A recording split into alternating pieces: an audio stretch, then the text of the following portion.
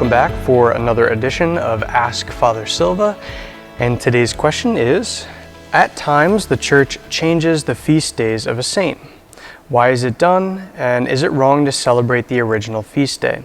Well, the calendar has always had a sort of change to it, right? Certainly from the Council of Trent until the Second Vatican Council, there was minor changes here and there, but post-Vatican II, there was a major change in the liturgical calendar year where we saw the elimination of certain days like Septuagesima and the octave of Pentecost. We saw essentially the elimination of, I think, over 200 saints' feast days.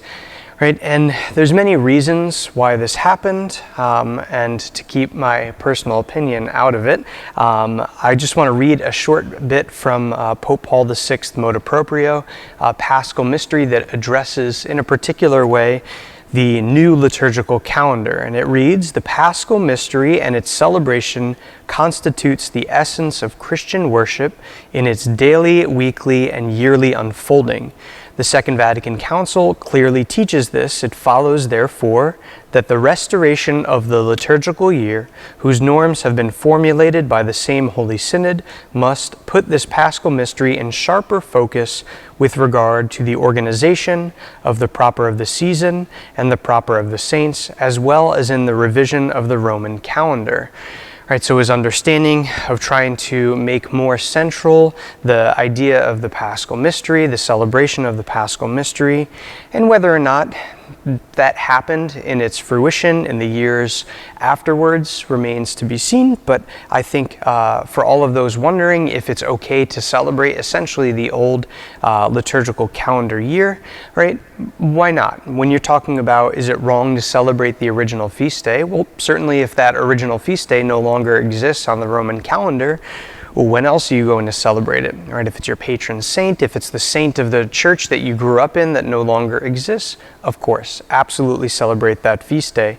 But when it comes to the Novus Ordo and it comes to the celebration of those saints in the liturgical sense, well, there's nothing we can do other than celebrate a votive mass if that saint that is no longer on the calendar hasn't been sort of bumped by another, right? If it's a votive mass, we could celebrate a votive mass for sure.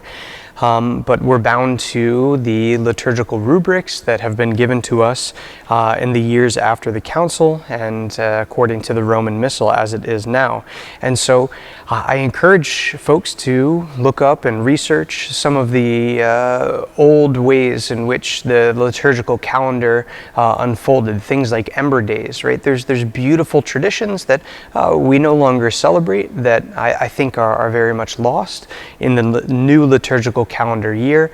And I don't claim myself to be any sort of historian or to presume anything as the Second Vatican Council unfolds, but I think many people would do well just to do some research on their own and find and encounter some of these beautiful traditions.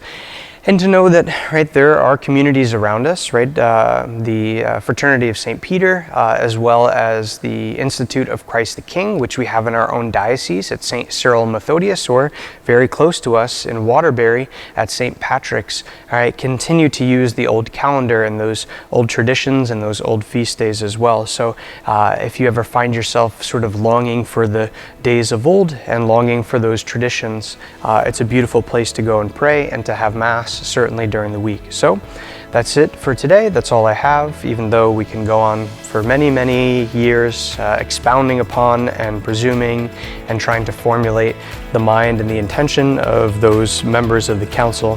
But I think that's a good place for us to finish. All right. Hope you have a good day. God bless, and we'll see you again next week. Take care.